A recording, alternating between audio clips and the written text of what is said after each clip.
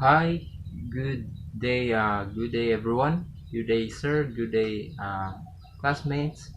So I am Derwin Gadiane, BEd2 student in Negros Oriental State University, Shaton campus. So right now I am going to discuss about the part of my report, which is the teachers as persons in authority, Commonwealth Act 578. So, Commonwealth Act number 578. This act is to amend Article 152 of the revised penal code. So, as to include teachers, professors, and persons charged with the supervision of public or duties recognized private schools, colleges, and universities within the term persons in authority. Section 1. Article 152 of Act number 3815, known as the Revised Penal Code, is amended to read as the following. Article 152. Persons in authority, who shall be deemed as such in applying the provisions of the preceding and other articles of this code. Any person directly vested with jurisdiction, whether as an individual or as a member of some court or governmental corporation, board, or commission, shall be deemed a person in authority. In applying the provision of Articles 148 and 151 of this code, teachers, professors, and persons charged with the supervision of public or duly recognized private schools, colleges, and universities shall be deemed persons in authority.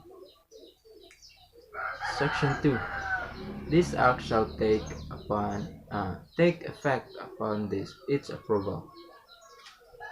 So right now, teachers as persons in authority.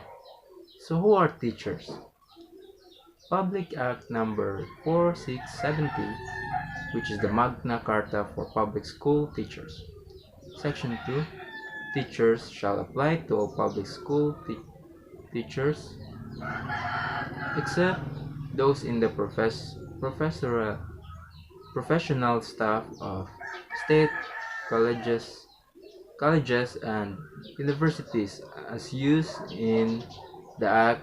The term teacher shall mean all persons engaged in classroom teaching in any level of instruction on full-time basis, including guidance, counselor, school librarians, industrial arts, or vocational instructors, and all other persons performing supervisory, and administrative functions in all schools, colleges, and universities operated by the government or its political subdivisions, but shall not include school nurses, school physicians, school dentists, and other school employees. So, Presidential Decree number 1006, promulgated on September 22, 1976, and made effective on January 1, 1972. So, according to this decree, teaching refers to the profession primarily concerned with the classroom instruction at the elementary and secondary levels in both public and private schools. The term teacher refers to all persons engaged in teaching, including guidance counselor, school librarians, industrial art or vocational teachers, and all other persons performing supervisory and administrative functions. A professional teacher is one who has a permanent appointment under the Magna Carta for public school teachers and all others who may qualify for registration. So, the next is who is a person in authority. Commonwealth Act or CA number 578, June 8, 1940. This confers the status, or this refers the status of the persons in authority upon supervisor, principals, teachers, and professors of public or private school. This act also provides penalty to any person found guilty of assault upon this teaching personnel improvement um, ranging from 6 months and 1 day to 6 years and a fine of 500 to 1,000 pesos. Batas Pambansa or BP bilang 232, Education Act of 1982, September 11, Section 11. Teachers shall be deemed persons in authority when in the discharge of lawful duties and responsibilities, and shall therefore be accorded due respect and protection. Article 152. Persons in authority and agents of persons in authority. Any person directly vested with jurisdiction, whether as an individual or as member of some court or governmental corporation, board, and or commission, shall be deemed a person in authority.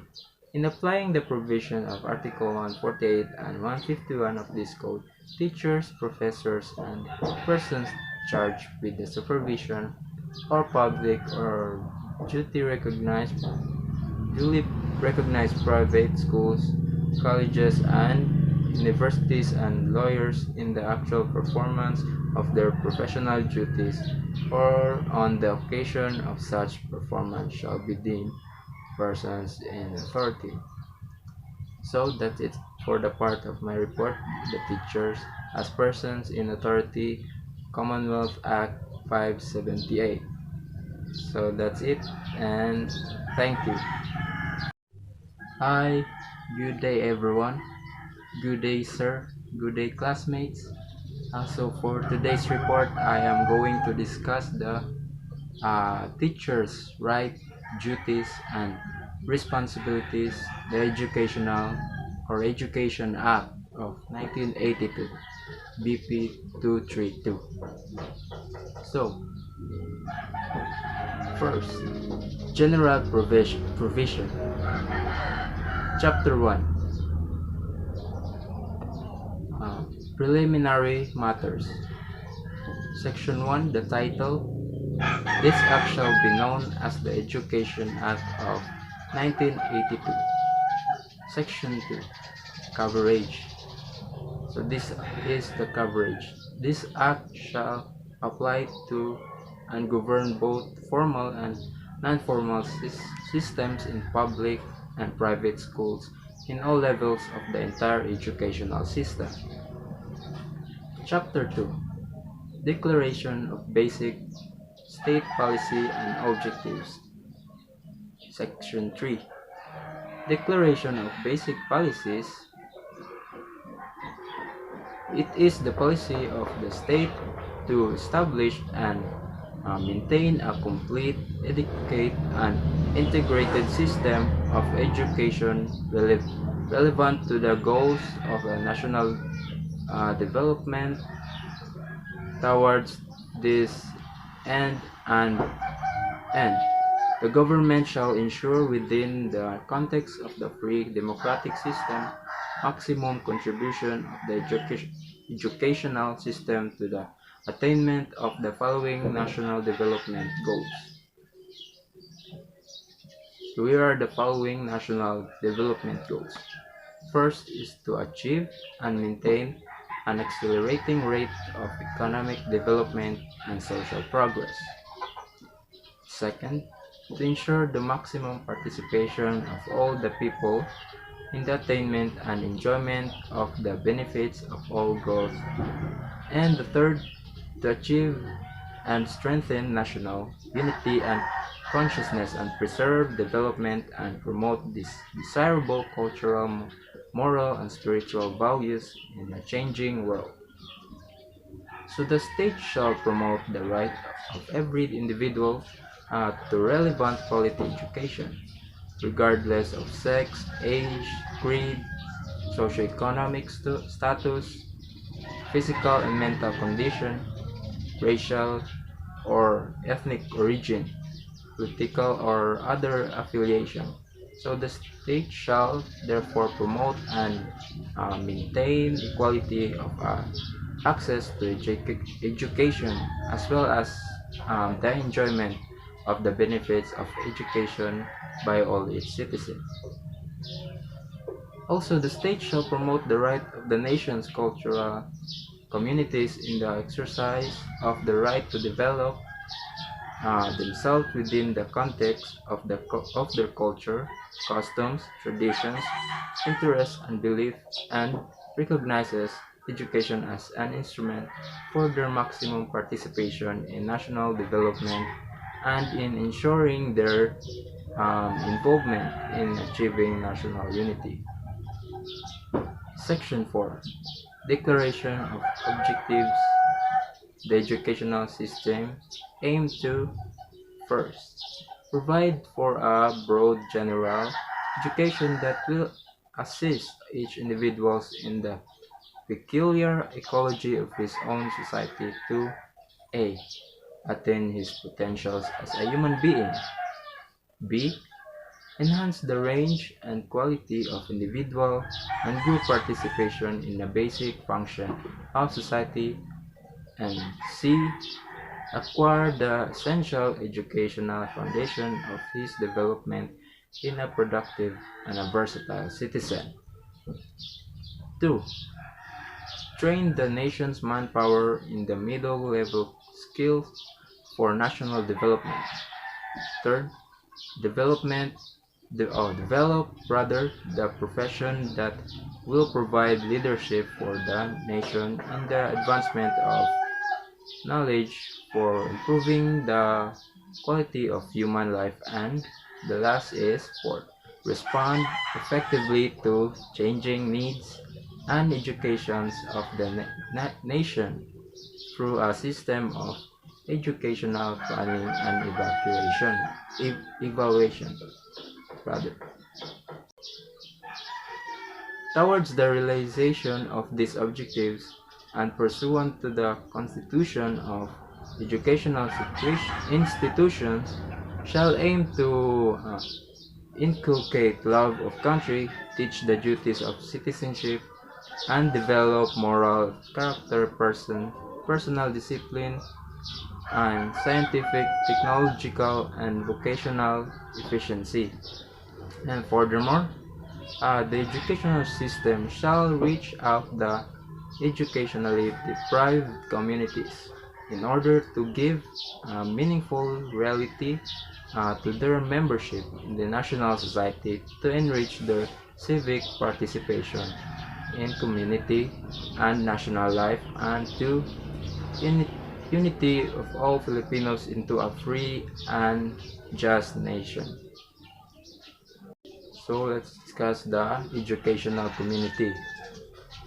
Chapter 1. Preliminary Provisions. Section 5. Declaration of Policy and Objectives. It is likewise declared government policy to foster at all times a spirit of shared purposes and cooperation among the members and elements of the educational community and between the community and other sectors of society, in the realization that only in such an atmosphere can the true goals and objectives of education be fulfilled.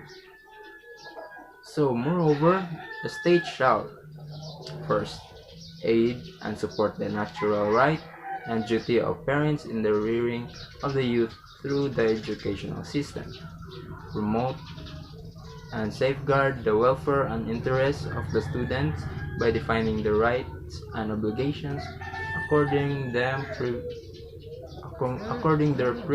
privileges, and encouraging the establishment of sound relationship between them and the other members of the school community. Third, promote the social economic status of all the school personnel uphold their rights, define their obligations, and improve their living and working conditions and career prospects. Fourth, extend supports to promote the viability of those institutions through which parents, students, and school personnel seek to attain their educational goals. Section 6. Definition and coverage. Educational community refers to those personnel or groups of persons as such or associated in institutions involved in organized teaching and learning systems. So the members and elements of the educational community are the school personnel, persons who work for an educational institution, which include the teaching or academic staff, or all persons engaged in actual teaching and research assignments, either on full-time or part-time basis in all levels of the educational system. So Chapter 2, Rights. Section 11, Special Rights and Privileges of Teaching or Academic Staff. Further to the rights mentioned in the preceding section, every member of the teaching or academic staff shall enjoy the following rights and or privilege. So first, the right to be free from compulsory assignments not related to their duties as defined in their appointments or employment contracts unless compensated therefore conformably to existing law. 2. The right to intellectual property consistent with applicable laws. Third, teachers shall be deemed persons in authority when in the discharge of lawful duties and responsibilities, and shall therefore be accorded due respect and protection. Last, teachers shall be accorded the opportunity to choose alternative career lines either in school administration, in school teaching, or others for purposes of career advancement. Chapter 3. Their duties and obligations. Section 16. Teachers' obligations. Every teacher shall, first, perform his duties to the school by discharging his responsibilities in accordance with the philosophy, goals, and objectives of the school. Number 2, be accountable for the efficient and effective attainment of specified learning objectives in pursuance of national development goals within the limits of available school resources. Third, render regular reports on performance of each student and to the latter and the latter's parents and guardians with specific suggestions for improvement. 4.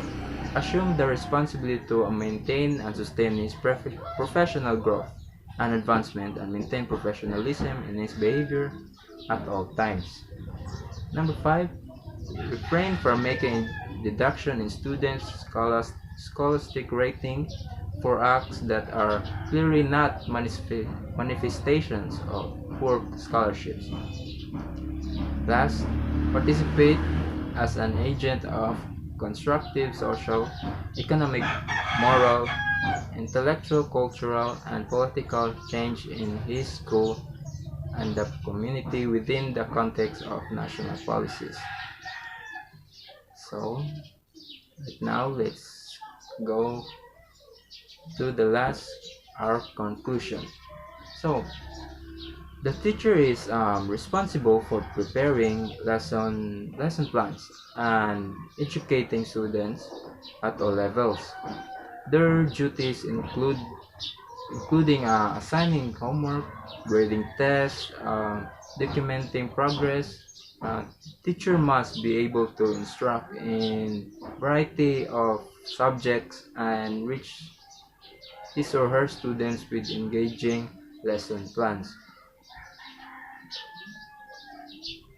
So that's it for my discussion of this report about the Teachers' Right, Duties and Responsibilities, the Education Act of 1982, BP 232. So that's all. Thank you.